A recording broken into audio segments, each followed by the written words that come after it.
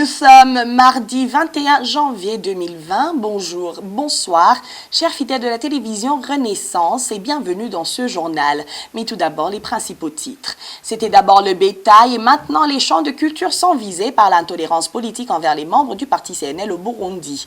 Les champs du chef de ce parti en commune Gihosha de la province Kirundo ont été détruits la nuit de dimanche dernier. Crime punissable par la loi au Burundi, comme l'indique un expert du droit. Vous le suivrez dans ce journal. Les arrestations de journalistes au Burundi n'ont que pour visée de faire peur aux journalistes et de paralyser la liberté de la presse. Propos d'Innocent Muhozi, directeur de la télévision Renaissance et président de l'Observatoire de la presse au Burundi. Et en fin de journal, vous allez suivre le mini-magazine au cœur de la société qui nous parle des conflits existants entre les enseignants au Burundi et la coalition des syndicats, la COSESONA. Tout de suite, le développement de ce journal.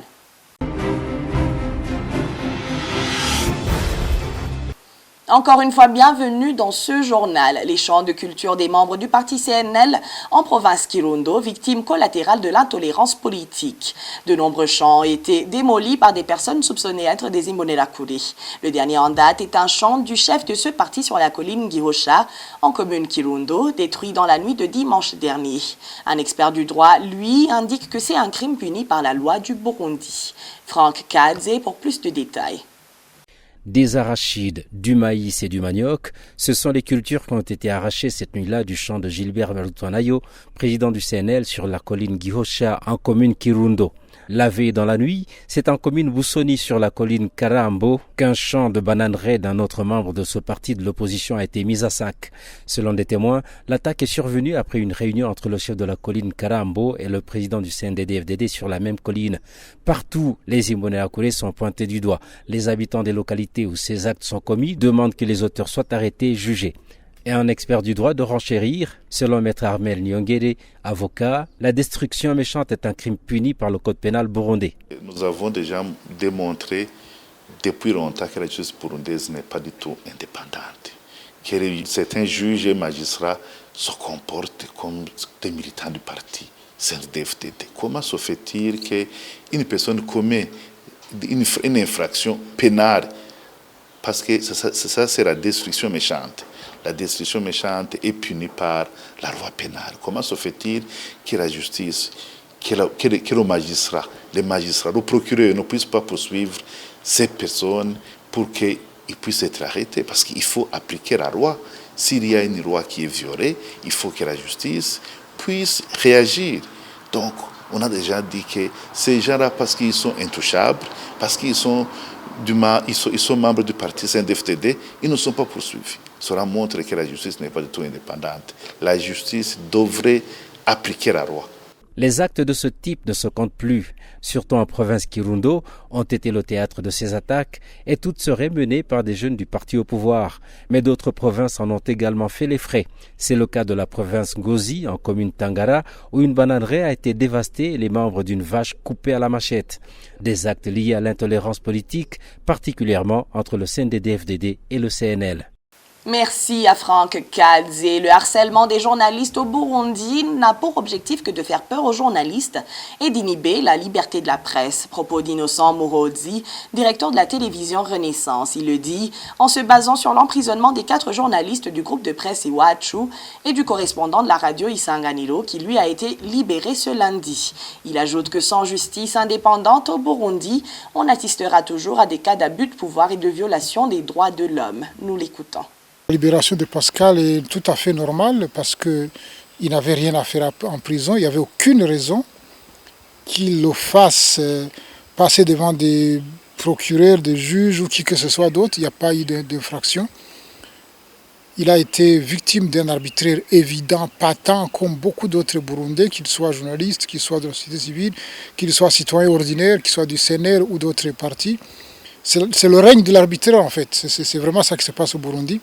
C'est une tyrannie qui s'exerce du sommet au plus petit, qui croit avoir une petite portion de pouvoir et qui l'exerce comme il l'entend, quand il l'entend, et contre qui il veut. C'est vraiment le règne de l'arbitraire. Maintenant qu'il soit libéré, et qu'en plus il passe devant le gouverneur, les administrateurs, comme s'ils étaient devenus un tribunal et des juges, c'est vraiment le comble du ridicule et de l'absurdité. Mais c'est aussi une confirmation pure et simple de l'arbitraire qui règne au Burundi. ils font tout et n'importe quoi, comme ils veulent, comme ils l'entendent, sans aucune autre référence que leur état d'esprit, que leur supposée autorité contre qui ils veulent. Pour rappel, les journalistes du groupe de presse Iwachu totalisent aujourd'hui 92 jours d'incarcération. Ils ont été arrêtés le 22 octobre de l'année passée à Bubanza en compagnie de leur chauffeur qui, lui, a été mis en liberté conditionnelle. Ils se rendaient en commune Mosigati pour un reportage sur des affrontements qui opposaient des rebelles et les forces de l'ordre. Le ministère public a requis 15 ans de réclusion criminelle contre Christine Kamikazi, Agnès Ndirubusa, Terence Mozenzi et Gide Adelimana. Ils sont poursuivis pour complicité d'atteinte à la sécurité intérieure de l'État. La campagne d'Ondeza dénonce l'impunité du régime en place face aux disparitions forcées des personnes qui ont été identifiées bien après leur disparition. Pacifique Ninina Hadzwe revient sur les cas de Bernard Baranjoleje, de Belize Nakarutimana et Berkmas Nyabenda. Il rappelle que les autorités burundaises ont l'obligation de faire des enquêtes et de communiquer sur ces cas. On le suit. La date du 19 janvier nous rappelle beaucoup de dossiers de disparitions forcées sur lesquels la campagne Ndondeza a déjà enquêté, et c'est aussi l'occasion de rappeler aux autorités burundaises qu'elles ont l'obligation d'enquêter et de faire la lumière sur ces crimes. Le premier cas que nous rappelons chaque 19 janvier, c'est l'arrestation de Bernard Baranjoleje, un militant du parti MST, arrêté le 19 janvier 2016 dans un bar à Kigobe. À l'époque, il avait été arrêté par Emmanuel Nyongabo, ancien administrateur de la commune urbaine de Chibitoke. Il avait été remis, ligoté à Joseph Mathias Nyonzima, alias Kazungu. Et depuis 4 ans, les autorités burundaises restent muettes sur cette disparition forcée. Ensuite, nous nous rappelons aussi de la disparition forcée de Berkimas Nyabenda depuis 2 ans, donc depuis le 19 janvier 2018, Berkimas Nyabenda prêtait de l'argent aux militaires burundais qui vont dans les missions de paix en Somalie et en Centrafrique. Il a été piégé le 19 janvier 2016 par un agent du renseignement, Jean-Pierre Kubgimana, et il a donc été abordé au siège de la CECAD à Bujumbura. Par après, il a été conduit à Kamenge, et c'est à Kamenge où il aurait été arrêté par Atia Ndouimana, qui est un officier du service national de renseignement. Et depuis ce jour-là, Berkimas Nyabenda est introuvable et aucune communication officielle n'a existé sur cette disparition forcée. Je dois aussi rappeler que 2 jours après la disparition de Jean Berkimas Nyabenda, l'agent du renseignement Jean-Pierre Kubgimana a été à son tour arrêté par Joseph Mathias Nyonzima, officier du renseignement. Et depuis ce jour-là, Jean-Pierre Kubgimana a également disparu. Ça fait donc 2 disparitions forcées qui sont liées. Et enfin, je voudrais rappeler que cette semaine, c'était aussi le 4e anniversaire de la disparition forcée de Madame Belize Nakarutimana, une militante du parti MSD, qui a été arrêtée nuitamment à Mutakura le 16 janvier 2016. À l'époque, Belize Nakarutimana avait été arrêté par des militaires qui étaient affectés à une position 6 à la 3e avenue de Mutakura. Et ces militaires étaient conduits par un officier de l'armée, à l'époque capitaine Pridan Nezimana. Aujourd'hui, il a le grade de major. Il travaille à l'état-major général de l'armée. Pridan Nezimana avait promis aux voisins que juste après l'enquête, Belize Nakarutimana allait revenir. Cela fait 4 ans que Belize Nakarutimana est introuvable et Prudent Nezimana ne s'est jamais expliqué sur le sort réservé à cette militante du parti MSD. C'est encore une fois l'occasion de dire aux autorités burundaises qu'elles portent la responsabilité sur toutes ces disparitions forcées et qu'elles doivent faire la lumière rapidement sur ce qui s'est passé dans toutes ces situations. Nous continuons notre journal avec la page sociale. Les sinistrés qui se trouvent dans les locaux des écoles vont être transférés dans des abris temporaires. Ces derniers ont reçu une assistance alimentaire et d'autres étapes suivront, selon Martin Nivyabandi, le ministre des Droits de l'Homme, des Affaires sociales et du Genre, ce lundi. Il précise encore que le pays a une stratégie de réintégration des sinistrés. Nous le suivons. Nous sommes très conscients que la rentrée scolaire pour le 2e trimestre va commencer avec ce lundi. Et il y a des personnes déplacées qui se trouvaient dans les locaux des écoles de Kouin-Hérékwa, ceux qui se trouvent à Buterere. Mais aussi, il faut ajouter, il y a aussi d'autres écoles qui sont occupées en province de Cibitoke. Nous avons donné des instructions pour que ces écoles soient évacuées. Maintenant, les bâches sont disponibles. Nous avons des tôles. Le lot des tôles pour la reconstruction est déjà disponible. Ce que nous demandons à l'administration locale, c'est de mobiliser surtout les jeunes pour la reconstruction, élever les murs. Le ministère, le gouvernement est prêt à octroyer des tôles. Mais avant d'arriver à ce stade-là, on n'a pas encore fait ça. Nous demandons que nous puissions avoir des abris transitoires, des abris temporaires avec des bâches. Les services des ministères ont été instruits pour qu'on puisse évacuer ces personnes et se déplacer et les mettre dans un endroit où nous pouvons les assister. La priorité a été accordée à une assistance alimentaire et les autres étapes vont suivre dans le cadre de la réintégration des sinistrés. Nous avons toute une stratégie nationale de réintégration des sinistrés. C'est une référence qui nous guide quand ils font faire face à des difficultés qui sont liées à des catastrophes. Là, les parents et les élèves peuvent ne pas être inquiétés. Le gouvernement est à l'œuvre pour que la présence de ces déplacements ne retarde pas les activités scolaires au niveau de ces écoles. À partir du 28 février 2020, le commandement de la MISOM aura déjà diminué ses troupes de 1000 hommes pour tous les pays contributeurs de soldats. Cela a été annoncé dans un communiqué publié ce lundi et signé le 15 janvier 2020 par le commandant des forces de la MISOM. L'Ouganda va retirer près de 200 hommes, l'Érythrée 213 hommes, le Burundi 202 militaires, le Kenya rapatriera 198 militaires tandis que le Djibouti retirera 92 militaires. Au total, le contingent des forces de la MISOM comptait 19 461 hommes. Pour rappel, l'année dernière, le Burundi seul avait retiré 1000 militaires après une forte protestation. Les autorités burundaises avançaient qu'il s'agissait d'une mesure qui concernait tous les pays contributeurs de troupes et qu'il s'agissait d'une injustice à son égard. Et avant de clore notre journal, je vous propose de suivre le mini-magazine Au cœur de la société, produit en synergie par les radios Inzamba, RPA et la télévision Renaissance. Au cœur de la société nous parle du conflit entre certains syndicats des enseignants et la coalition syndicale Kosesona. Un conflit dû au retrait d'un montant de 500 francs bout sur le salaire des enseignants sans leur accord. À la présentation, Bertrand Ngendakuliyo. C'est le moment du mini-magazine Au cœur de la société. Le syndicat des enseignants et professionnels de l'éducation, CPEDUC, et le syndicat général du personnel professionnel de l'éducation du Burundi, CIGPBU, s'opposent aux retenues forcées de 500 francs burundais qui seraient effectuées par la Kosesona sur les salaires des enseignants. Ce montant sera destiné à assurer le bon fonctionnement de la Kosesona et les différentes assistances de solidarité. Que disent les lois et règlements sur l'adhésion et le retrait à la source sur un salaire d'un fonctionnaire de l'État? Les réponses, c'est dans ce mini-magazine Au cœur de la société.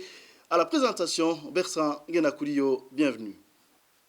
Je vous le disais tantôt, les syndicats CPEDUC, CIGPBU ainsi que certains enseignants non favorables aux retenues forcées qui sera bientôt opérées par la Kosesona qualifient cette opération de spoliation. Écoutez certains d'entre eux, ils étaient au micro de Thierry Bigrindavi.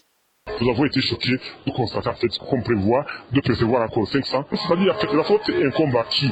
La faute incombe d'abord aux enseignants qui sont inactifs, nous sommes nombreux c'est vrai, et ils veulent profiter de son nombre. Et la deuxième faute, ce sont les syndicats qui nous engagent alors qu'ils ne nous ont pas consultés. Troisième faute, c'est l'administration de la fonction publique qui accepte qu'on puisse percevoir de l'argent sur des comptes des gens sans les consentement. Il y a lieu que chaque enseignant puisse se dire qu'il y a un lien sur roche derrière la naissance de cette coalition. J'ose dire que cela n'a aucun but d'apporter du bien aux enseignants, surtout qu'il n'y a pas eu concertation préalable lors de sa création. Car, comme le disait le Mahatma Gandhi, tout ce que vous faites pour moi, sans moi, vous le faites contre moi. Nous ne voulons pas qu'ils continuent à retirer de l'argent sur nos comptes, car nous ne leur avons pas donné de procuration. Ils ont d'abord retiré 4 000 francs, ensuite 5 000 francs, et nous n'avons pas réagi. Mais il faut qu'ils sachent qu'ils en seront responsables. Chaque mois, un montant de plus de 40 millions de francs burundais sera versé sur le compte de la COSESONA, n'est-ce pas Emmanuel Niyungeko? La coalition spéciale des syndicats des enseignants pour la solidarité nationale et la défense des droits sociaux professionnels COSESONA en sigle a vu le jour au début de l'année 2017. Deux syndicats, CGPBU et CPDUC, ne sont pas membres de la coalition. La COSESONA prévoit retirer à partir de ce mois de janvier une somme de 500 francs sur les comptes de tous les enseignants qui seraient destinés à assister les vulnérables et aider les enseignants en difficulté. Deux responsables des syndicats CGPBU et CPDUC au niveau national sont en détention depuis le 9 janvier dernier. Il en est de même pour le président du syndicat CPDUC en province Muramvya, incarcéré depuis le 13 janvier. Tous sont accusés d'atteinte à l'honneur et à la sécurité des responsables de la COSESONA et de s'opposer contre la retenue de 500 francs par mois et par enseignant. Au Burundi, les enseignants sont au nombre de 81 717. La somme collectée par mois sera de 40 858 500 francs. Jean Bosco Nizimbere fut membre du syndicat CONAPES. Quelle est la procédure normale pour l'adhésion d'un membre dans un syndicat ou dans une coalition de syndicats? L'adhésion à un syndicat ou bien une association est volontaire mais pas obligatoire. Donc, aucun enseignant n'est obligé de participer, d'adhérer forcément à un syndicat. Mais si pour ceux qui ont déjà choisi d'adhérer à tel ou tel autre syndicat, ils donnent des contributions quand même pour assurer le fonctionnement de ces syndicats. Mais si les syndicats adoptent de créer une coalition, ce n'est pas les membres de ces syndicats qui devraient participer dans la contribution des frais de fonctionnement de cette coalition. C'est plutôt les sous qui sont déjà dans la caisse de ces syndicats où ils devraient prélever une partie pour aller assurer le fonctionnement de la coalition. Mais si on oblige aux syndicalistes de contribuer pour faire la survie de la coalition, là je dirais qu'il y aura une fraude quelque part. On ne peut pas emprisonner quelqu'un parce qu'il refuse de contribuer. Et s'il choisit de quitter, de ne pas adhérer, de quitter le syndicat, c'est son droit. Et quant à la retenue sur salaire en cas de versement des cotisations, que dit la loi? Suivez Maître Syriac Niyibitegek. Le Code du travail burundais et le statut des fonctionnaires prévoient des dispositions de protection du salaire. C'est-à-dire qu'il y a des dispositions autour de la retenue à la source des salaires. C'est-à-dire en fait que toute retenue à la source qui n'est pas prévue par la loi doit être autorisée par la personne concernée. Donc il s'agit en fait d'un droit de propriété. On ne peut pas y porter atteinte sans requérir l'autorisation expresse du titulaire du salaire. Donc je dirais que ce genre de pratique, c'est une violation des droits des titulaires de ces salaires, des personnes concernées, c'est une violation des droits de l'homme, c'est une violation de la loi. Parce qu'en fait, le syndicat est là pour protéger les membres. Il est surprenant en fait que ces syndicats, c'est en fait eux qui contribuent à porter atteinte aux droits des membres, alors qu'ils étaient censés les défendre. Aucune autorité ne peut ordonner le prélèvement sur un salaire d'un syndicat si ce n'est pas une exigence de la loi. Il faut qu'il y ait une loi. Là, je donnais l'exemple des impôts, des cotisations à la sécurité sociale. En dehors des cas prévus par la loi, il n'y a aucune autorité qui peut ordonner le prélèvement ou la retenue à la source d'un salaire d'un syndicat. Eh bien, par tous les moyens, des menaces allant même jusqu'à l'emprisonnement de ceux qui s'opposent à la contribution forcée pour la COSESONA. Et avant de clore ce mini-magazine, l'on peut donc retenir que personne n'a le droit de toucher sur le salaire de quelqu'un sans son aval, ni l'employeur, ni le syndicat n'y est autorisé. Merci à Bertrand Ngenda-Kourio et c'est par ici que nous mettons un point final à notre journal. Merci à toute l'équipe de production et à vous tous qui l'avez suivi. Au revoir.